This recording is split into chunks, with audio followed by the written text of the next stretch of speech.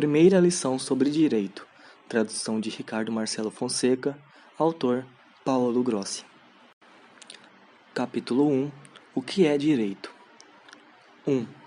Direito entre ignorância, desentendidos e incompreensões. O direito não pertence ao mundo dos signos sensíveis.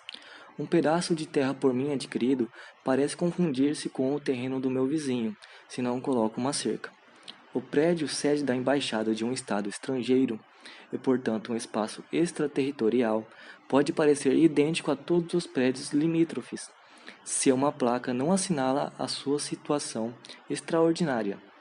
A linha de terreno que separa a República Italiana dos outros estados segue contínua se não existem signos visíveis de delimitação de fronteiras ou oficiais da polícia da aduana para controle dos trânsitos.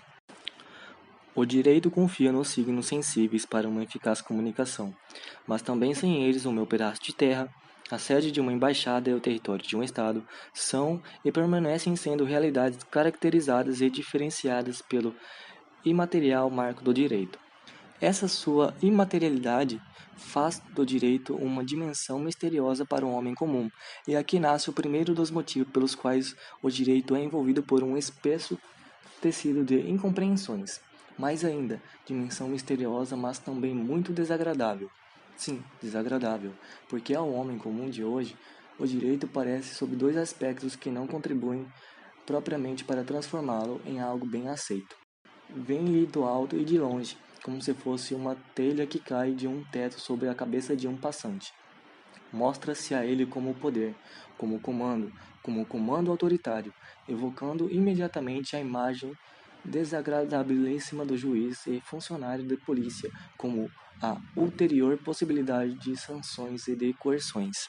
Tudo isso transforma o direito para o homem comum numa realidade hostil, e em todo caso, numa realidade estranha, que ele se sente como enormemente distante de si e de sua vida, com um resultado que é duplamente negativo para o cidadão e para o direito. O risco provável de uma separação entre direito e sociedade, ficando o cidadão mais pobre porque ele escapa das mãos um instrumento precioso de convívio em sociedade, com um direito substancialmente exilado da consciência comum, e ficando o jurista, ou seja, aquele que conhece o direito, relegado a um canto e participando muito pouco da complexa circulação cultural.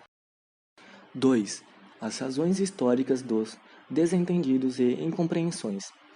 Um tal resultado negativo era, ao menos, até recentemente inevitável, e não me sentiria à vontade em julgá-los somente como fruto da ignorância do homem comum, jogando sob suas costas um enorme fardo de responsabilidade. Isso seria profundamente injusto. Um tal resultado é de fato a consequência de escolhas dominantes e determinantes no cenário da história jurídica da Europa continental durante os últimos 200 anos e que foram consolidadas em um vínculo muito forte e completamente novo entre poder político e direito.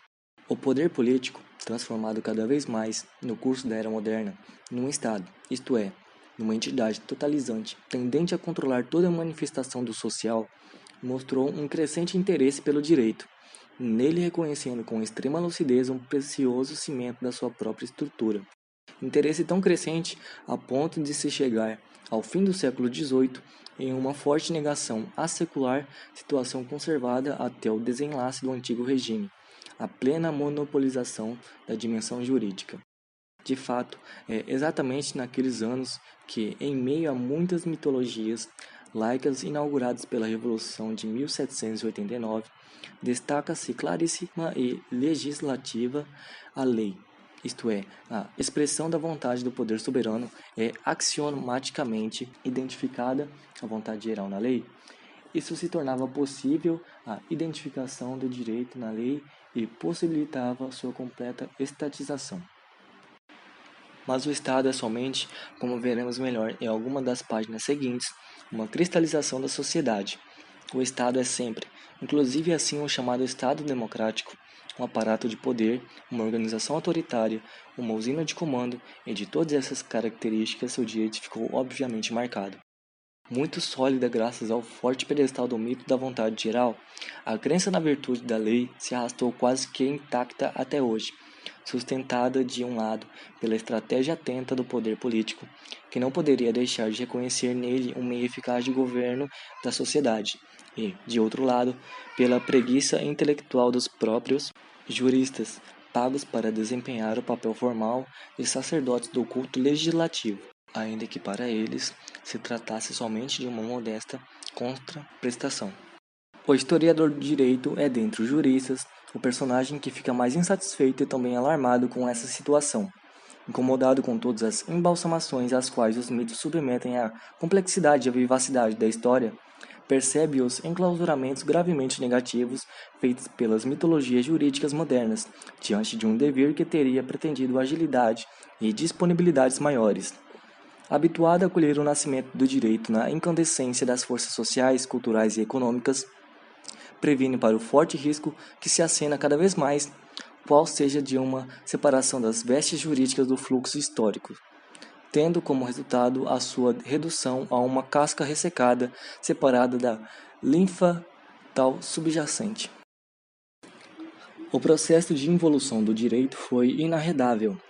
A lei é um comando com autoridade e autoritário, um comando geral, um comando indiscutível, com sua vocação essencial de ser silenciosamente obedecido. A partir daqui, a sua propensão é a de se consolidar em um texto, a encerrar-se num texto escrito em qualquer um que possa lê-lo, para depois obedecê-lo, em um texto que é pela sua natureza fechado e imóvel, que logo se tornará empoeirado e, com relação à vida que continua a fluir rapidamente em volta, também envelhecido. Mas o poder persistirá em se fazer forte naquele texto com auxílio dos juristas servis que persistirão na sua liturgia sobre o texto. Retornemos ao nosso ponto de partida. Não está errado o homem comum em sentir-se estranho e distante ao direito, em dele desconfiar, em temê-lo na sua manifestação absolutamente imperativa, já que um comando pode ser também arbitrário, sobretudo se tomá-lo no seu nexo com o juiz, com o policial e com o fisco. Não está errado porque os últimos 200 anos de nossa história europeia continental experimentaram aquela ossificação que foi acima sumariamente desenhada. O jurista munido culturalmente, todavia, se dá conta que nesses 2 séculos o direito foi submetido a uma operação profundamente redutiva. Substancialmente, foi-lhe feita violência, deslocando forçadamente sua posição na sociedade, com o resultado negativo de deformar sua imagem na consciência coletiva. Uma realidade de comandos imperativos está fora da cultura circulante e arrisca ser um corpo estranho não só para o pobre homem comum, mas para a inteira sociedade, porque está fora da história, do penoso, mas incessante dever cotidiano de todos. 3. O início de um resgate. Humanidade e sociedade do direito. Hoje se impõe um resgate para o direito, até porque aquilo que ocorreu é somente fruto de uma desabusada estratégia da burguesia, enfim triunfante, de uma desabusada instrumentalização que mutilou a dimensão jurídica. O resgate ocorrerá se conseguir reencontrar sobre as recentes deformações modernas uma dimensão mais objetiva, como ocorreu no passado em outras paisagens históricas, como ocorre no presente em paisagens contemporâneas, como começa a ocorrer na consciência dos juristas mais sensíveis e abertos. Faremos alguns maiores esclarecimentos a seguir, mas urge que se passe a esse resgate e se comece a olhar o direito sem lentes deformantes. Eliminados os desentendidos, poder-se-á também esperar o fim daquele exílio ao qual o direito foi constrito pelos programáticos educativos da nossa juventude. Incompreendido em sua capacidade formativa, de fato, ele serviu excluído das escolas superiores mais vitais, com uma restrita presença na condição de simples conhecimento técnico em algumas escolas profissionais. O nosso itinerário, nada fácil, será então aquele de acompanhar o não-jurista, e sobretudo o estudante não iniciado que se prepara para enfrentar os estudos jurídicos, na descoberta dos traços essenciais de uma realidade mal compreendida. Tentar-se-á fazê-lo começando nos traços mais genéricos necessários para sua compreensão, mas que ainda não a caracterizam, para depois descer aquele desenho de que a fixa precisão e a distingue inconfundivelmente das realidades próximas e afins. Humanidade do direito é seguramente o primeiro ponto firme sobre o qual deve-se insistir. Se o químico, o físico, o biólogo leem no livro aberto do cosmos as tramas das próprias ciências, o jurista não pode fazê-lo do mesmo modo. Em uma natureza fenomênica privada de homens, não há espaço para o direito, que, como já nos advertia com veemente eficácia o antigo jurista romano, se originou, desenvolveu e consolidou hominum causa, o que significa que nasceu com o homem e para o homem, incidivelmente coligado às vicissitudes humanas no espaço e no tempo. Em suma, o direito não é escrito numa paisagem física que aguarda ainda o inserir-se humano, mas é escrito na história, na grande ou na pequena, que, dos primórdios até hoje, o homem constantemente teceram com sua inteligência e seus sentimentos, com seus idealismos e seus interesses, com seus amores e seus ódios. É no interior dessa história, construída pelos homens, que se coloca o direito, ali e somente ali. Realidade de homens, mas realidade plural. Se pudéssemos imaginar um astronauta que desembarcasse sozinho num planeta remoto e deserto e sozinho vive, este personagem, solitário até o ponto em que permanece assim, não precisa do direito, nem qualquer de suas ações poderia ser qualificada como jurídica. O direito é de fato dimensão intersubjetiva, relação entre vários sujeitos, poucos ou muitos, e é marcado pela sua essencial socialidade. Se entre as dimensões humanas existem aquelas que se nutrem e prosperam no interior do sujeito, tendo no exterior apenas possíveis manifestações, os exemplos mais fortes são as dimensões moral e religiosa. O direito tem necessidade do encontro entre sujeitos humanos e tem como conteúdo, nos termos que precisaremos em seguida, exatamente esse encontro, apresentando-se a nós como dimensão necessariamente relativa, isto é, de relações. Pode-se tratar de uma sociedade universal, como a comunidade internacional, ou de dois sujeitos que compram e vendem um bem. Pode-se tratar de uma pequena tribo primitiva nas profundezas de uma selva amazônica ou de um estado, com todo o seu formidável aparato organizativo e de poder. Mas é sempre necessário aquele encontro que transforma em social a experiência do sujeito singular. 4. Sobre a gênese do direito na indistinção do social. Humanidade e socialidade do direito. É já alguma coisa, mas é ainda muito pouco, e se deve ir além. Alguém perguntará: cada aglomerado social pode por si só considerar-se também jurídico? Aquele que foi seduzido pela percepção do direito como comando imperativo acreditará que deve ligá-lo ao poder e, de modo particular, ao poder mais aguerrido e mais totalizante, o político. Mais acima já demos uma resposta implícita quando, voluntariamente, colocamos lado a lado duas comunidades opostas, se observadas sob o ponto de vista de seus conjuntos organizativos e políticos, a pequena tribo e o Estado. A resposta explícita é consequente. Onde quer que haja encontro entre homens, pode haver direito. Este verbo condicional tem o propósito de nos introduzir no lugar onde se alcança a especificidade jurídica, provocando inevitavelmente a seguinte pergunta: pode haver, mas quando há? É de fato claro que o social é receptáculo imprescindível do direito, mas nem todas as manifestações sociais são por si mesmas jurídicas. Se assim fosse, o direito se confundiria e se extinguiria na sociologia, ou seja, na ciência que estuda a sociedade como realidade global e que assume como seu objeto todos os fatos sociais. Na tentativa de chegar a uma compreensão eficaz, que nos seja consentido tomar um exemplo, que encontramos mencionados em alguns clássicos do pensamento jurídico, que aqui queremos desenvolver. Exemplo absolutamente paradoxal, mas que, como todo paradoxo, contém em si um sólido núcleo de verdade. Concerne a situação humana muito menos consistente que em um pequeno núcleo tribal. Uma fila diante de uma repartição pública. Um conjunto de pobres formigas humanas, sem nenhuma ligação substancial entre elas, ocasionalmente reunidas em um pequeno espaço por uma fração mínima de tempo. É tão pouco consistente que nem mesmo o sociólogo com ela se preocuparia. Localizado no extremamente efêmero, parece não ter nenhuma relevância social. Tudo verdade, seja para o sociólogo, seja tanto mais para o jurista. Porém, se, em meio à confusão que se insinua na fila, um sujeito com iniciativa faz ouvir a sua voz, faz alguma proposta para melhorar, organizar a tumultuada fila e todos os componentes a consideram a resposta boa e a observam, eis que, naquela mínima unidade de tempo, naqueles poucos metros de território da República Italiana, nós tivemos o milagre da gênese do direito. Aquele aglomerado efêmero que é a fila se transformou, ainda que em caráter efêmero, em comunidade jurídica. E jurídica porque produtora do direito. O exemplo paradoxal serve para iluminar intensamente o momento e a razão nas quais e pelas quais uma amorfa e indistinta realidade social se transforma em realidade jurídica.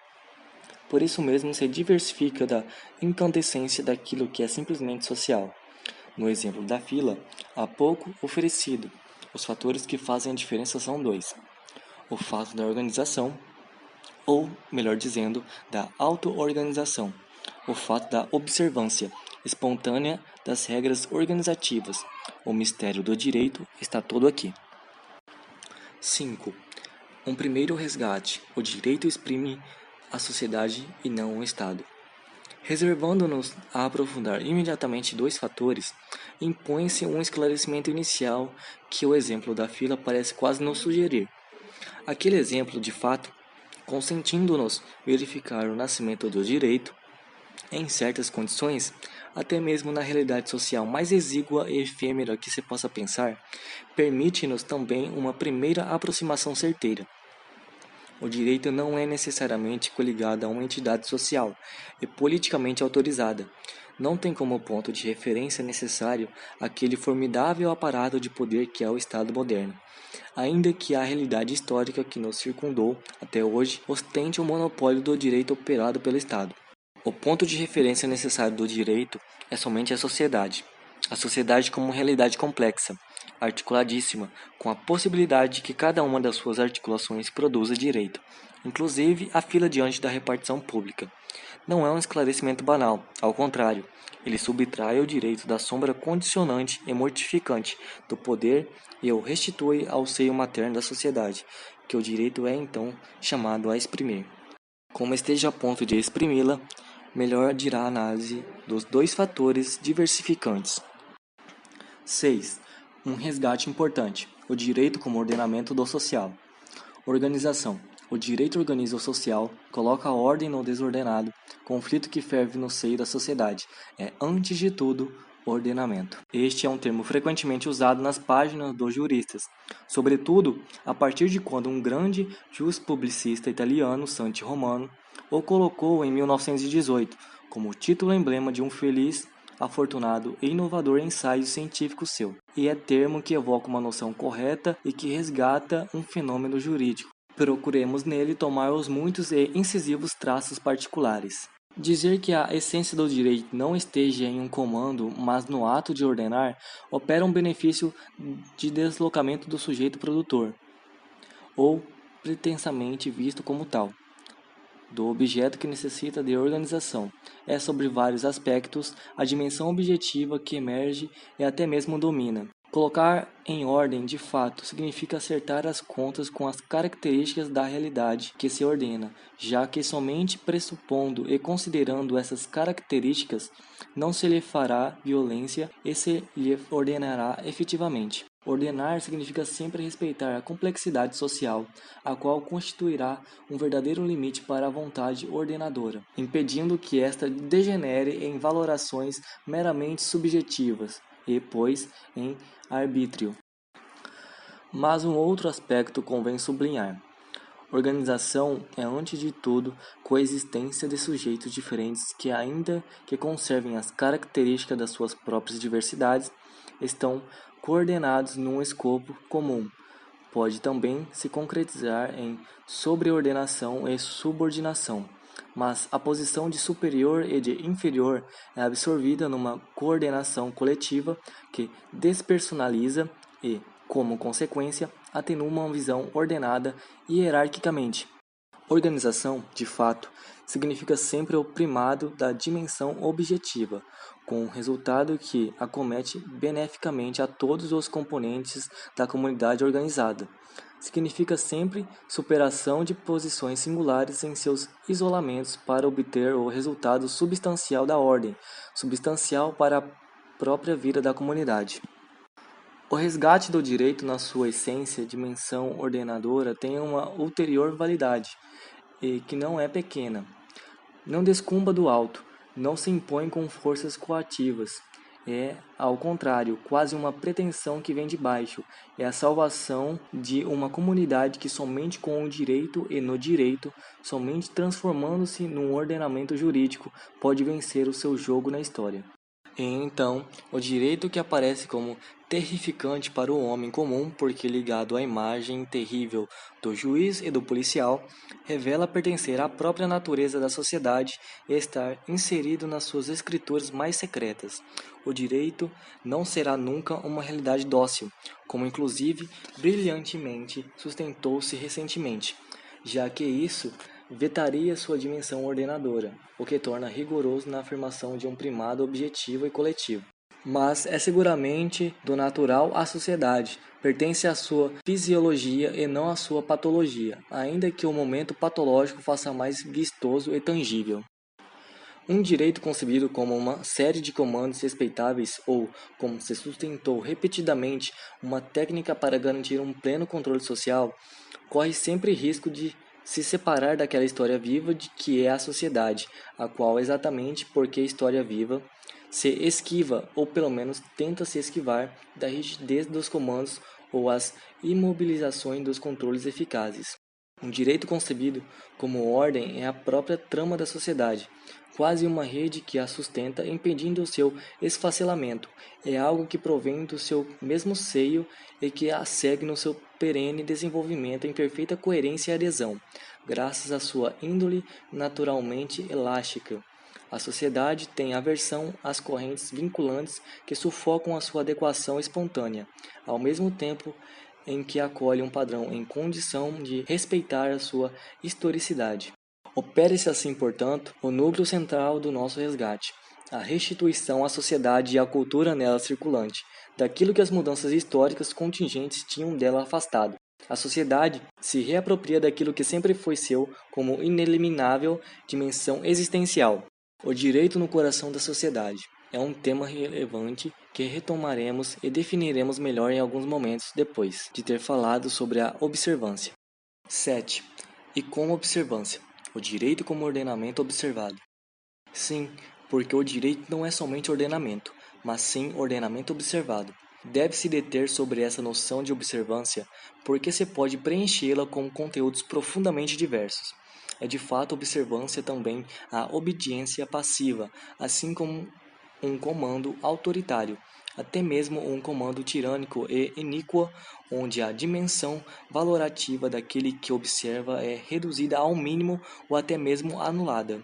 O absolutismo jurídico moderno nos habituou também às leis repugnantes à consciência comum, provavelmente refutadas interiormente pelo homem de bom senso, mas toleradas e observadas para evitar as reações do poder constituído. O exemplo mais infame e infamante ao qual eu me referi diversas vezes nesses últimos anos é aquele das numerosas leis portadoras de uma ideologia racista e, portanto, do primado de uma linhagem racial sobre as outras. Essa observância é somente servidão e diz respeito ao pior aspecto patológico do direito, seja da parte do produtor da lei iníqua, seja da parte de quem a obedece. Como nos revela bem o nosso esclarecedor exemplo da fila, a observância fisiológica é aquela que se faz qualquer ordenamento, um ordenamento jurídico, funda-se sobre uma profunda consciência do valor que o sustenta. As propostas para ordenar fila provenientes de seu membro com iniciativa são observadas pela pequena comunidade desordenada, porque são tidas como objetivamente boas, válidas para transformar a desordem presente em ordem futura. A ordem jurídica autêntica atinge o estado dos valores de uma comunidade para deles trazer aquela força vital que nasce unicamente de uma convicção sentida para deles trazer aquela solidez, que não tem necessidade da coação policial para se manter estável.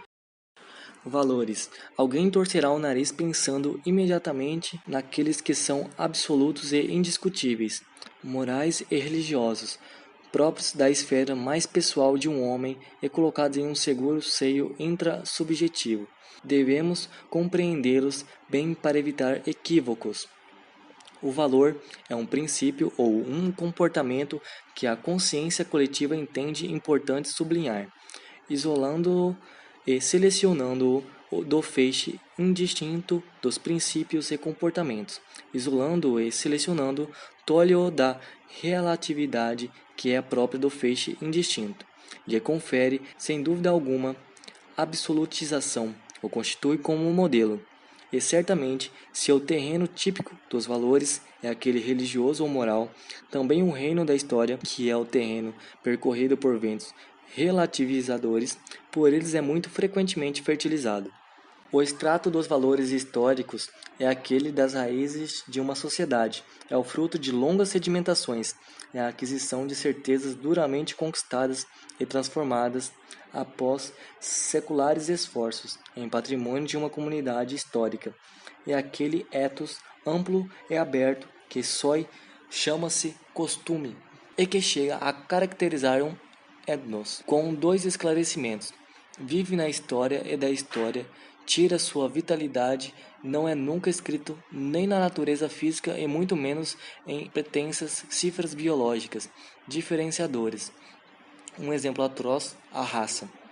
Representa um modelo, pois de outro modo não seria observado, mas como uma disponibilidade para enriquecer-se pela maturidade dos tempos, a deixar-se marcar por eles, ainda que no lento marchar da longa duração, que é a única forma de uma consciência coletiva.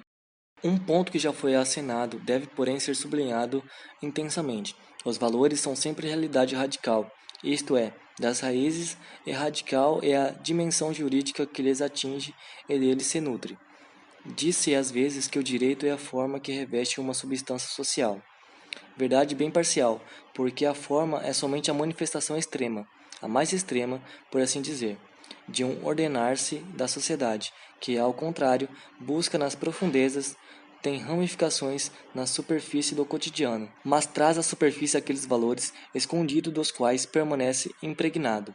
Sob esse perfil, o exemplo da fila que tanto nos serviu para iniciar nosso itinerário de compreensão é desviante, já que a fila é situada no e condenada ao efêmero, aquele efêmero que não é exatamente o terreno eleito pelo direito. Dissemos que para nós se tratava de um exemplo paradoxal, por tirar o direito do abraço inextricável do poder político, resgatá-lo ao social, a todas as manifestações do social, e sob esse aspecto serviu pela sua carga provocativa, mas vale agora o esclarecimento de que desenvolvimento dos tempos breves não convém ao direito. As grandes árvores têm necessidade da longa duração para enraizar-se adequadamente. Assim, realidade com raízes. Isso quer dizer que o direito é talvez o modo mais significativo que uma comunidade tem de viver a sua história. Nem uma casca ressecada, nem uma couraça que sufoca o livre crescimento de uma comunidade. Uma vez que não estamos aqui para tecer apologias gratuitas, deve-se admitir que às vezes isso acabou por acontecer, mas aconteceu porque o direito foi instrumentalizado. Pode ser que pelos juristas, mais frequentemente pelo atento poder político, e consequentemente deformado, se não mesmo desfigurado na sua imagem e na sua função. Mas essa é a patologia do jurídico, o seu sofrimento sobre uma repugnante máscara trágica. Se, fisiologicamente, é ordenamento observado pelo social, o seu ponto de referência é a sociedade na historicidade, e com relação a ela seguramente não está em posição marginal. Essa centralidade da dimensão jurídica é um resgate que, todavia, convém confessar, está ainda por se realizar plenamente, ligado que estamos com laços dos quais não conseguimos nos livrar. Sobre isso assinamos antes e trataremos extensamente mais adiante. 8. Ainda sobre observância no direito. O direito, regra imperativa? Há que se fazer agora, porém, alguns passos adiante, a fim de desembaraçar o caminho de algum possível impedimento, ou que quer dizer, no nosso caso, de um provável desentendido. O leitor atento terá percebido que sempre falamos de observância, e não de obediência, como talvez se pudesse esperar. Devemos agora dar as razões disso e melhor determinar o conteúdo dessa observância, noção por si só vaga, que, às vezes, patologicamente, como dissemos mais acima, pode assumir também um conteúdo de obséquio servil. Não falamos de obediência pela passividade psicológica que ela sempre exprime. Obedecer, de fato, significa sempre se curvar passivamente a uma injunção autoritária. Ao ato da obediência corresponde sempre a um ato de comando. Mas o direito não é um universo de comandos, ainda que, muito frequentemente, nós imprimamos na consciência comum uma tal identificação. Impõe-se uma reflexão sobre a qualidade e sobre o grau de imperatividade que decorre do fato de termos reconhecido no direito a ordenação da sociedade. Se o direito é ordenamento observado, é óbvio que dele derivem as regras, mas que fique claro que a regra se origina na observância e a observância se origina no valor conexo ao ordenamento realizado. E seguramente existe nessas regras um certo grau de imperatividade, mas que é sempre filtrada pela e na complexidade do fato organizador. Expliquemo-nos melhor. O direito não é direta e imediatamente um comando, porque reside naquele mundo objetivo de posições, relações e coordenações fechado em si, por um valor. O direito nasce antes que a regra. O direito já está na sociedade que se auto-ordena. Não se trata de renegar a sua dimensão normativa, mas de reduzir o seu papel e importância no direito que se gera na espontaneidade do social, ou seja, no direito colhido no seu caráter genuíno e essencial. Subjetividade e imperatividade são necessariamente atenuadas pela prevalência de uma dimensão objetiva. Ordem quer dizer, de fato, construções supra-individuais que têm como sua base a totalidade e a complexidade do organismo social, na constância de uma tradição, na repetição e na tipicidade das ações humanas, onde não há espaço para arbitrariedades e não há espaço para divisões individualistas, a partir do momento em que aquele só objetivo de posições, relações e coordenações não tem uma índole potestativa, dividindo-se brutalmente em superioridade e inferioridade, gerando situações de comando, de um lado, e de obediência passiva, de outro. O direito se transforma em regra imperativa quando se insere em um aparato de poder, por exemplo, no Estado, onde a dimensão política, stricto sensu, tem um domínio sobre aquela social e onde a ordem social acerta as contas com os problemas conexos ao exercício da soberania, transformando-se, com frequência, na assim chamada ordem pública, ou seja, numa ordem governada pelo alto e por um caráter ferramente potestativo. Para olhos superficiais, que olham com uma visão restrita para o passado, próximo e para o presente, o Estado pode parecer nicho imprescindível, nicho natural, para se gerar e para viver do direito.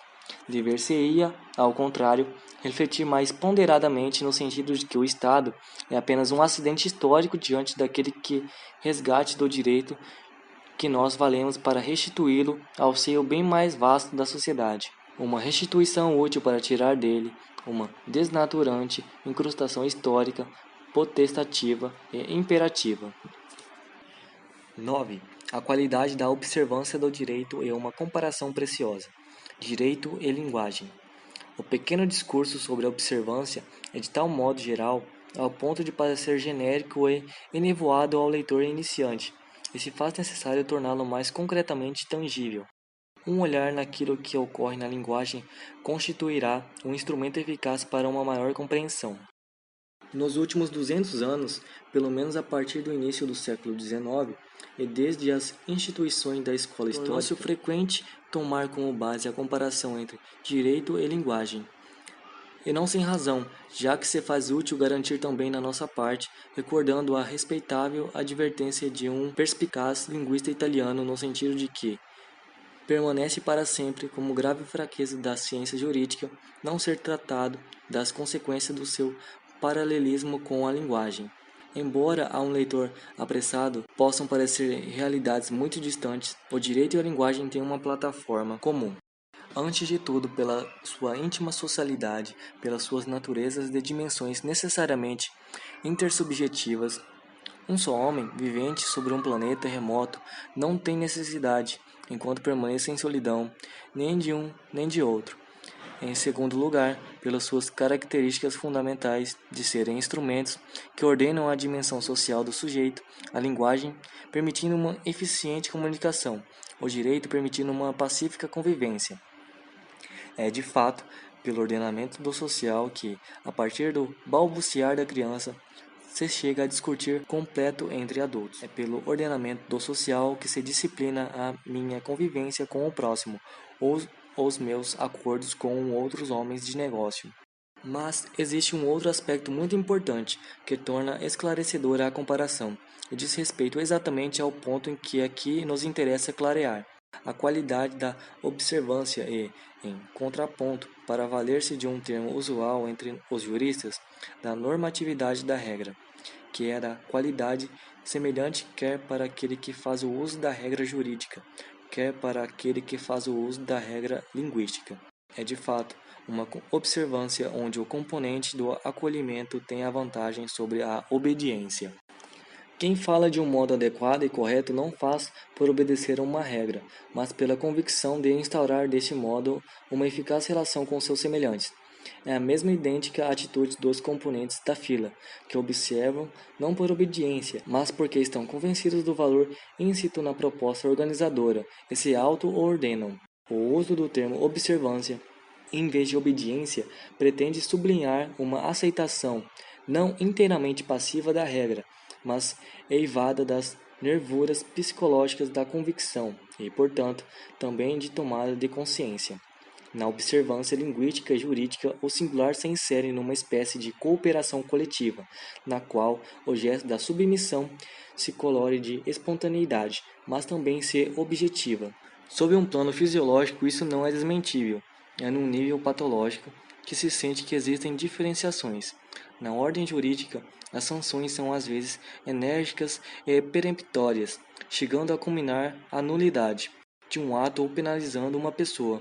Mas isso se atém, é o caso de reforçar, a patologia do jurídico. Ainda mais, um leitor não tão iniciante que se recorda das grandes palavras que muitos juristas fizeram e fazem sobre o termo conceito de sanção, e que se recorda também dos ásperos e renhidos debates doutrinários sobre o assunto, poderá maravilhar-se que delas quase não se tenha falado nas nossas páginas. Desatenção? Ignorância? O motivo é muito mais simples e está todo naquilo que há pouco se esclarecia. A assim chamada sanção, definível como uma medida colocada em ato para assegurar a observância ou, o que é mesmo, para castigar a inobservância, é somente um expediente estranho à estrutura do direito, à sua dimensão fisiológica.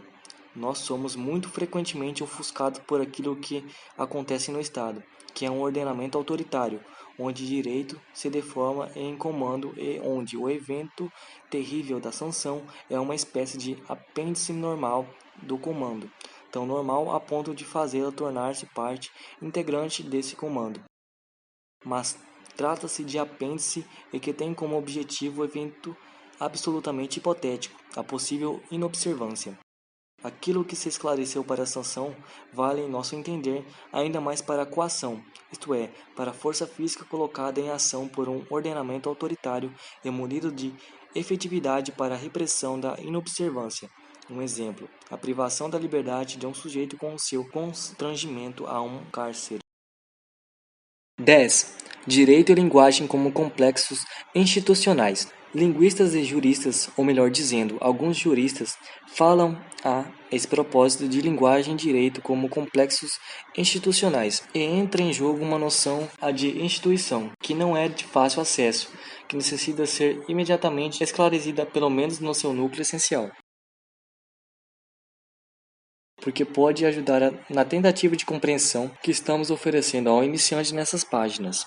A referência é a uma obra supraindividual que a consciência comum, graças à constante repetição de comportamentos individuais, projeta para fora e para cima dos impulsos e vontades singulares, constituindo aquele nó de relações organizativas, funções e valores nos quais consiste a instituição. Aquele nó que se torna uma realidade autônoma, com uma vida estável no interior da experiência social. A eventual obscuridade do discurso puramente teórico se dissolverá como que por encanto com um exemplo que é fácil de trazer daquele imenso cofre constituído pelo assim chamado direito privado, ou seja, da organização jurídica da vida cotidiana dos cidadãos particulares na sua dimensão privada.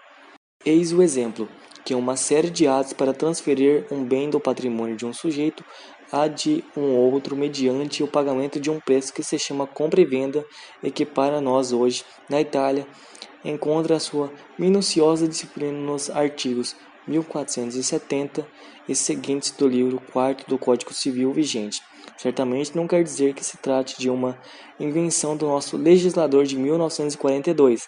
Aquele legislador, como tantos outros legisladores, limitou-se a recolher e a traduzir em regrinhas codificadas um conhecimento proveniente de uma tradição imemorial de leis, sentenças de juízes, reflexões de mestres, invenções de notários, as quais encontravam todas as suas remotíssima origem em uma praxe social constante e típica, inspirada em um elementar bom senso, tida como eficaz e por isso observada. Nasce não das regras do Código Civil, mas da espontânea auto-organização da antiquíssima comunidade, a instituição, o instituto.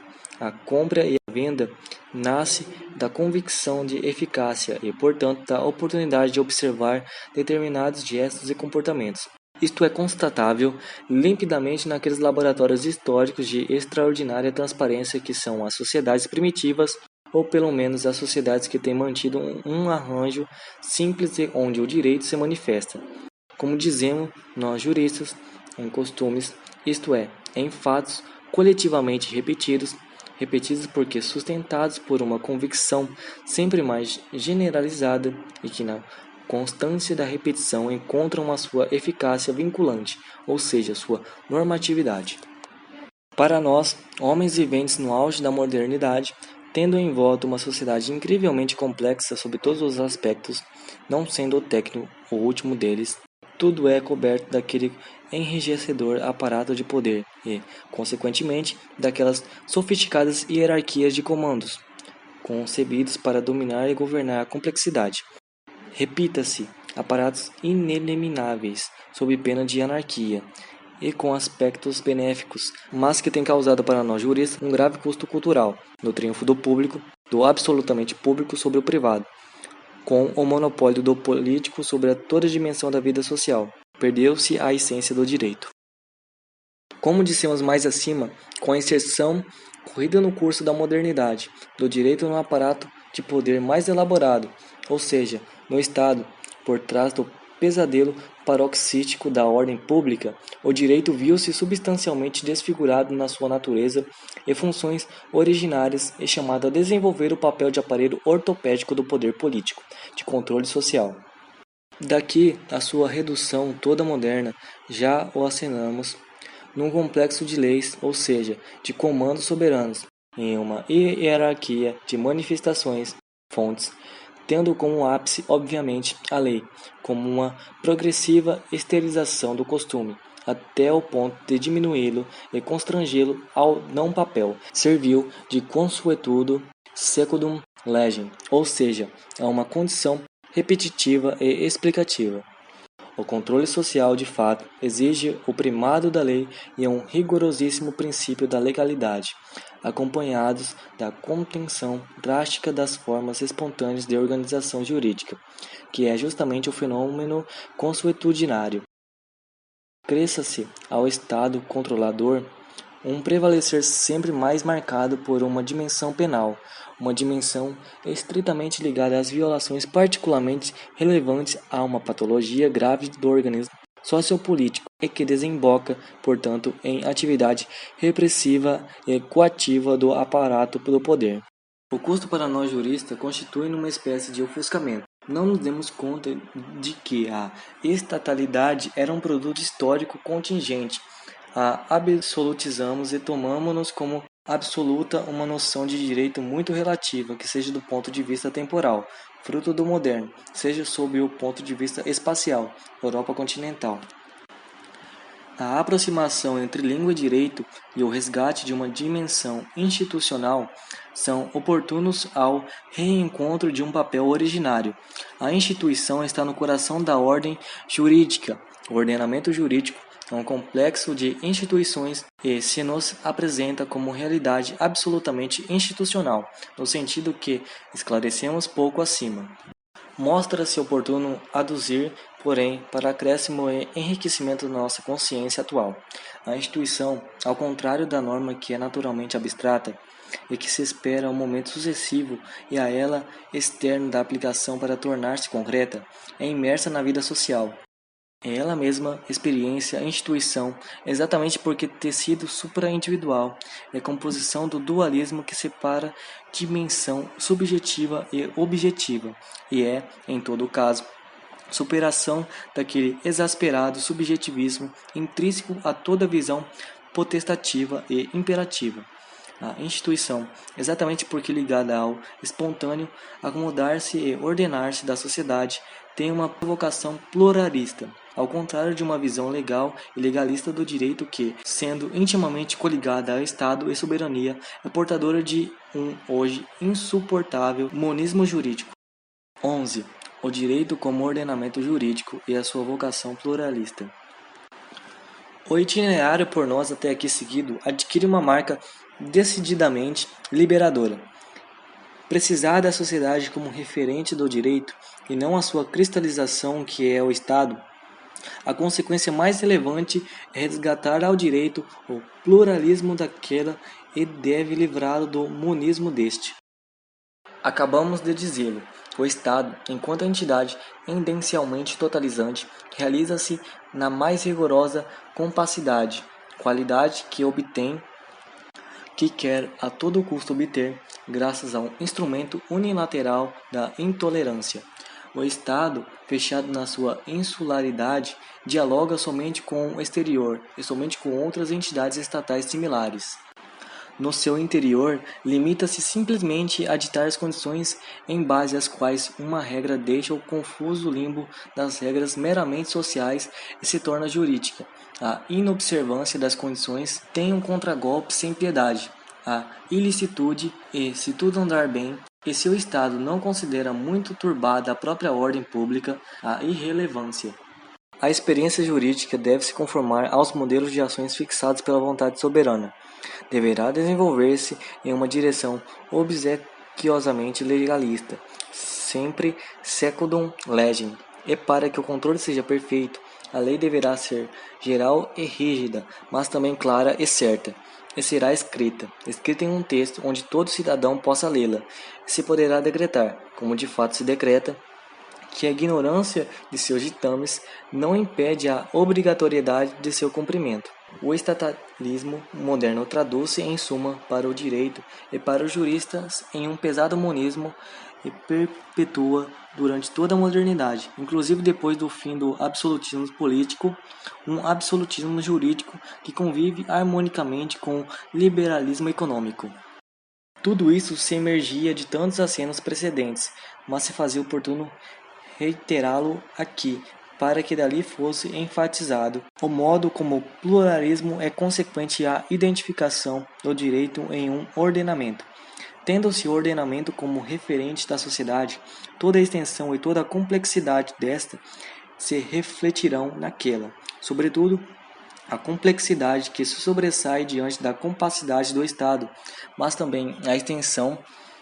A sociedade, por exemplo, a nossa sociedade italiana é realidade muito mais ampla que o Estado italiano e refoge àquela completa coincidência que o Estado bem gostaria de afirmar.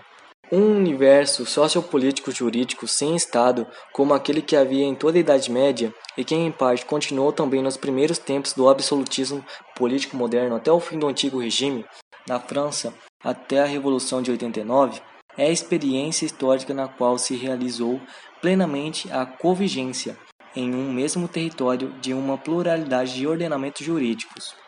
Mas isso é constatável também no pan-estatalismo moderno de ontem e no moderado estatalismo de hoje, pela muito simples razão de que o Estado, inclusive a mais aperfeiçoada máquina estatal, não está em grau de sufocar uma dinâmica que é ligada às raízes mais profundas da sociedade e que se tornou costume. Insistamos por um momento sobre a complexidade. Ela significa diversidade, significa que no interior da globalidade existe todo um esboço articulado e lapidado de acordo com as diversas projeções das várias comunidades vigentes e operantes da política à economia e também a que valoriza específicas atitudes corporativas, profissionais, recreativas, bem radicados e aceitos em estratos sociais determinados.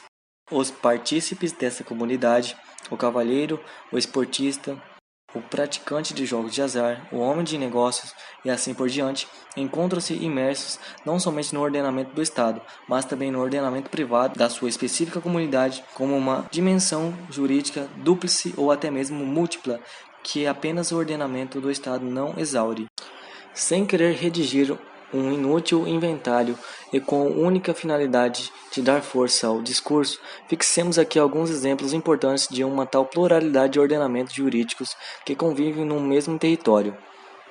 Uma confissão religiosa como a Igreja Romana sempre pretendeu nos 2000 anos de sua história, não apenas produzir regras jurídicas para os próprios fiéis, mas até mesmo edificar uma ordem jurídica muito típica, o direito canônico, reclamando dos estados de seu respeito e às vezes seu reconhecimento, como ocorreu na Itália, onde no artigo 7 da Constituição Republicana de 1947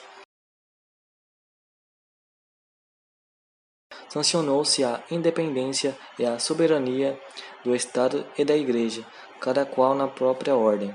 A comunidade internacional é um grande ordenamento jurídico de projeção universal, fazendo frente a organizações internacionais que enunciam princípios e produzem normas. A comunidade dos cavalheiros dissolveu-se num passado não muito longínquo em um ordenamento jurídico cavalheirístico, produtor de regras rígidas para os adeptos, uma vez que baseado num intensíssimo sentimento de honra, com costumes, comportamentos, institutos, cortes judiciárias e códigos peculiares, em alguns casos perseguidores e condenados pelos estados como duelo. Sempre no nível jurídico dos particulares, falou-se também de uma comunidade dos participantes de jogos de azar ou de uma dos desportistas produtores e regras que, programaticamente, colocam-se além do Estado, já que impõem valores que o Estado não reconhece e, sobre tais os valores, consolidam um tecido de normas técnicas de tipicidade exclusiva. Os exemplos, particularmente no campo jurídico dos particulares, isto é, do direito que os particulares geram para tutelar interesses e valores sem proteção suficiente no aparato estatal, poderiam multiplicar-se. Basta esta iniciação jurídica ter verificado que, no vasto seio da sociedade, se o enorme aparato estatal parece ser, com suas leis, o único produtor de direito, existem comunidades que se auto-ordenam em nome de determinados valores, que têm regras, até mesmo códigos, até mesmo cortes judiciárias com pronunciamentos extremamente observados. O ponto essencial é não examiná-los e avaliá-los em sua validade jurídica, tomando como ângulo de observação aquele do Estado, porque os transformaríamos em curiosas quinquilharias dignas de ironia e de desprezo, se não até mesmo dignas de serem ignoradas e consideradas como irrelevantes, ou refutáveis e atacáveis como ilícitas. Com uma avaliação unilateral, ou seja, estatalista, de irrelevância e de ilicitude. Eles devem ser observados pluralisticamente do interior dos seus confins e ressaltará assim o seu caráter de autêntico ordenamento jurídico. O universo jurídico, ainda que dominado pela sombra estorvante do Estado, se revelará em todo o seu particularismo. Para tranquilizar o iniciante no sentido de que não estou me dedicando a exercícios doutrinários separados do caráter concreto da vida, sinto-me no dever de acrescentar que, na direção de um pluralismo cada vez maior, corre no sentido da linha histórica que estamos vivendo. Não há dúvidas de que hoje o Estado está em crise o velho legalismo, Não há igualmente dúvida de que um terreno eleito é exatamente aquele das pontes do direito, da produção jurídica, e assistimos, por causa da impotência e ineficiência dos Estados, à formação e ao desenvolvimento de direitos paralelos ao direito oficial estatal, com a invenção de novos institutos jurídicos mais adequados a ordenar uma nova economia e as novas técnicas, canais de impulsos privados que escorrem autônomos, que fixam as suas regras, que fazem frente a uma justiça privada. É assim chamada globalização jurídica, um fenômeno para se observar com atenção nos seus lados positivos e negativos, porque se está agigantando e fará ainda mais no futuro próximo. Globalização que, avalia na perspectiva colocada nessa nossa página, se mostra como vitalíssimo ordenamento jurídico privado. Portanto, hoje mais do que ontem, um universo jurídico percorrido por tensões pluralistas e fragmentando em uma crescente pluralidade de ordenamentos jurídicos, cada um dos quais pretendendo a própria autonomia.